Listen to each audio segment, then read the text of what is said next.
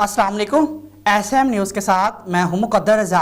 SM news studio में खुशामदीद। खबरों का सिलसिला बढ़ाते हुए हबशान करते हैं कराची से। वज़ीर आज़म इमरान खान के मुआविन ख़ुसूसी शहबाज गुल का कहना है कि अदाकारा उमर शरीफ और इनके अहल खाना को अमेरिका के वीज़े जारी हो गए हैं। मुआविन ख़ुसूसी का कहना था कि उमर शरीफ अपने इलाज के लिए अहल खाना के हमरा जल्द अमेरिका के लिए रवाना होंगे। और दूसरी जानिब एडमिनिस्ट्रेटर कराची मुर्तज़ा वहाब का कहना है कि उमर शरीफ को ले जाने के लिए एयर एम्बुलेंस भी कल तक कराची पहुंच जाएगी। कुछ देर में उमर शरीफ और इनके अहल खाना को पासपोर्ट मिल जाएंगे।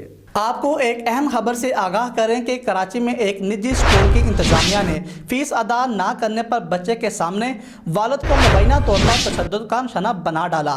मुतासरा शख्स का कहना है कि बेटे की फीस अदा ना करने पर स्कूल इंतजामिया ने मुझ पर तशद्दुद किया। बच्चे के वालिद की शिकायत पर महकमा तालीम की टीम स्कूल का दौरा करने पहुंची तो स्कूल इंतजामिया ने महकमा तालीम की टीम को भी स्कूल में दाखिल होने से रोक दिया।